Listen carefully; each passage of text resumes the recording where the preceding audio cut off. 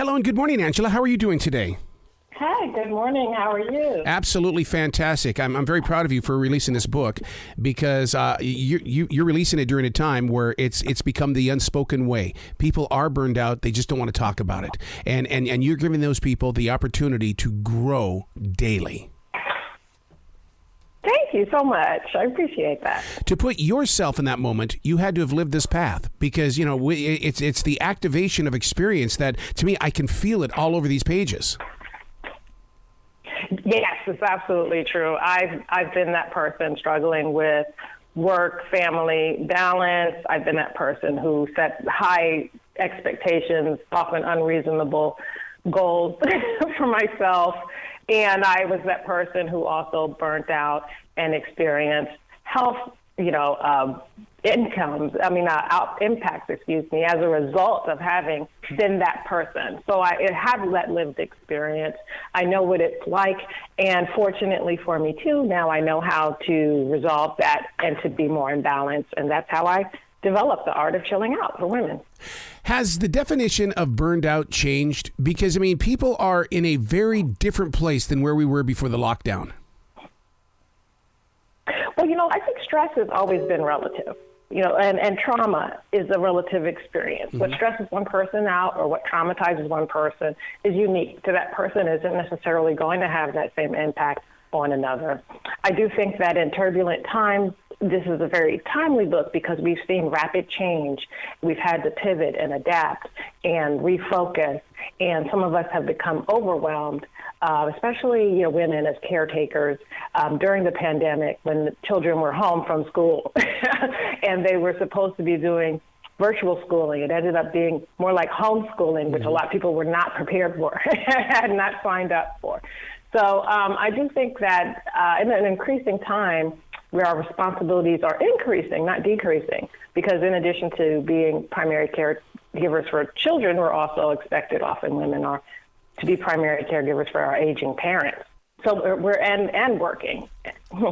Somehow, some way, this book has got to get into the hands of school teachers. And the reason why is because my wife was one, and because of the lockdown and doing everything online, her school changed. It's amazing that most of the people that were there are gone now because they became burned out by something that was just so heavy on their hearts. Yeah, and what happens too you have to understand with things that you're passionate about and things that you care about and things that you really want to do, things that you want to put your energy and time into, you can still be doing it too much and to your own detriment if you haven't incorporated that space for restoration and healing and rest. Learning how the mind, body, and soul work together is a journey, and so many people want to be fixed right now. I'm a daily writer for 29 years. I'm nowhere near being fixed. But the thing is that we have to understand that it is a journey. Yes, absolutely. And that's why each section I have is an affirmation to affirm people as they are on that journey, and also a holistic prescription that includes a call to action of what people can do right now and ways to use what is around you. So Mother Nature, gemstones, and feng shui are things that are usually pretty accessible to most people. And so like you said, sometimes it's an urgent need of right now. Other times it's a way of just incorporating a healthy habit, and to use what's around you to do that really makes it more simple. And it also shows you that this is the natural rhythm of life. This is the natural rhythm of all nature and animals. We don't always expect to be on 100% 24/7 and shine brightly without any type of rest or restoration, period. That's where the burnout comes from.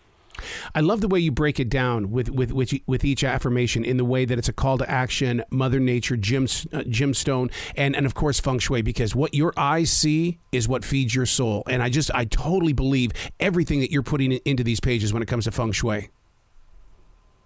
Oh, I appreciate that. You absolutely hit the nail on the head. It's absolutely true. What we surround ourselves and what we can do with our environment, it can elevate and uplift us, or it can bring us down. So it's so important to recognize how to do it to promote your health, to promote emotional well-being, and also balance.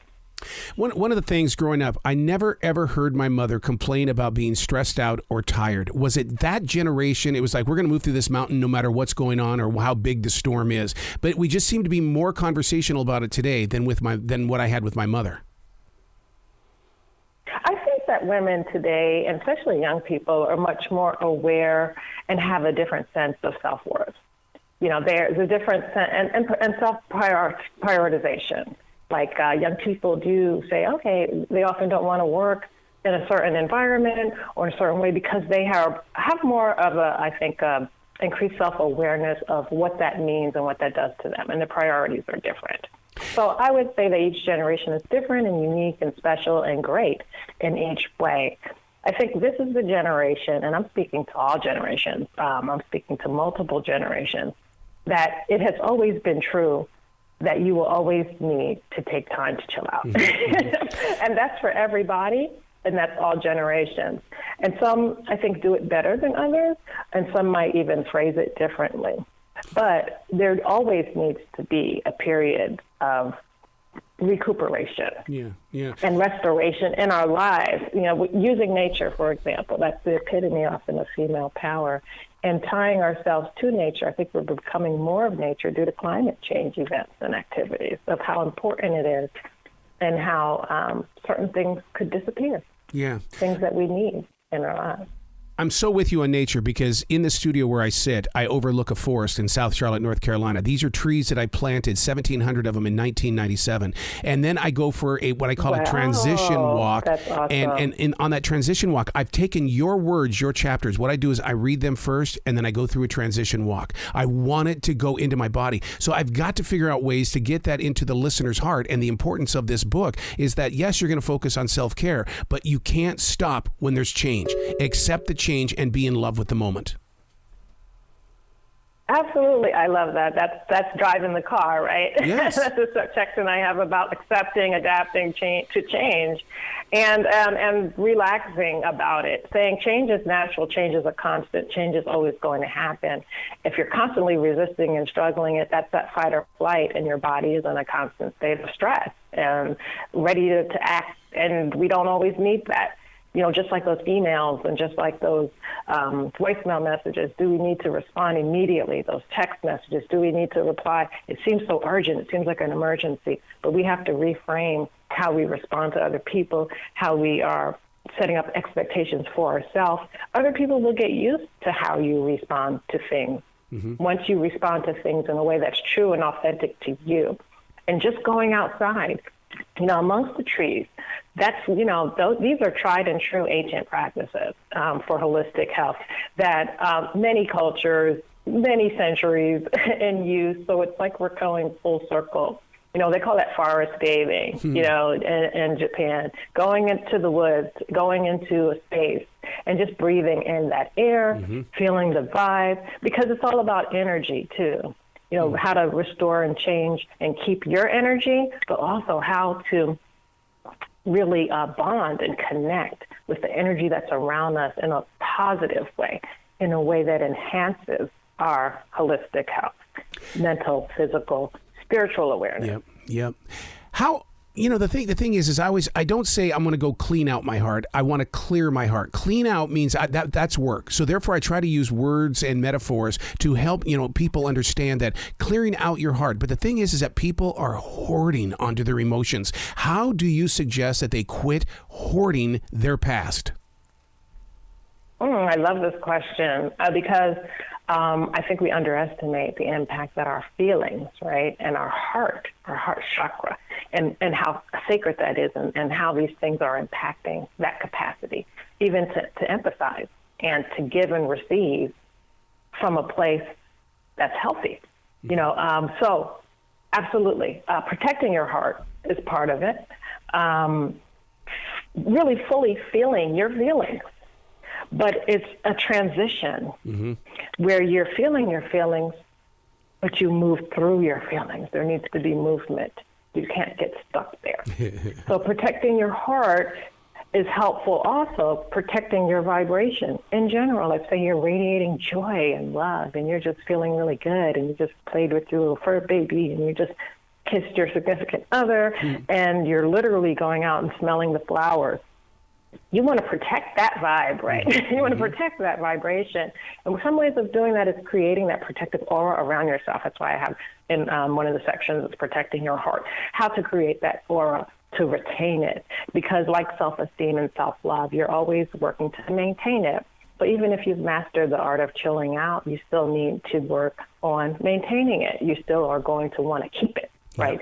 So to do that, and then feeling your feelings. It's important that we feel our feelings. That's why they're there. And our feelings are telling us one thing. Our minds are telling us things too. And to be able to be self-aware, to regulate our emotions. And what are the spaces in which we're feeling not good? You know, just keeping it and making it at a very basic level.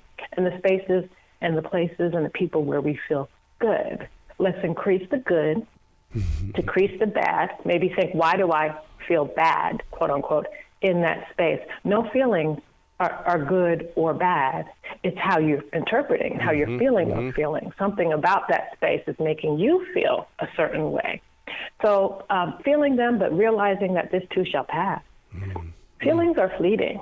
But as we know, some feelings are so intense, they can cause actions that are irreversible.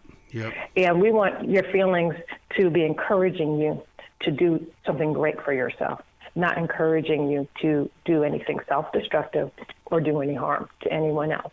So feeling your feelings is part of saying it's natural for me to feel the way that I feel. It's okay for me to feel the way that I feel. And then there's a point in time of after feeling your feelings and expressing yourself that you need to let it go, because you're setting it up now for more feelings, positive feelings. You're setting yourself up now for more blessing, more prosperity, more abundance in your life when you can move through and let these other things go. Oh, I love your heart. You've got to come back to this show anytime in the future, Angela. The door is always going to be open for you. Oh, thank you so much. I appreciate you. Appreciate your show and what you're doing. And thank you so much for reading the book. Well, you be brilliant today, okay? All right, you too.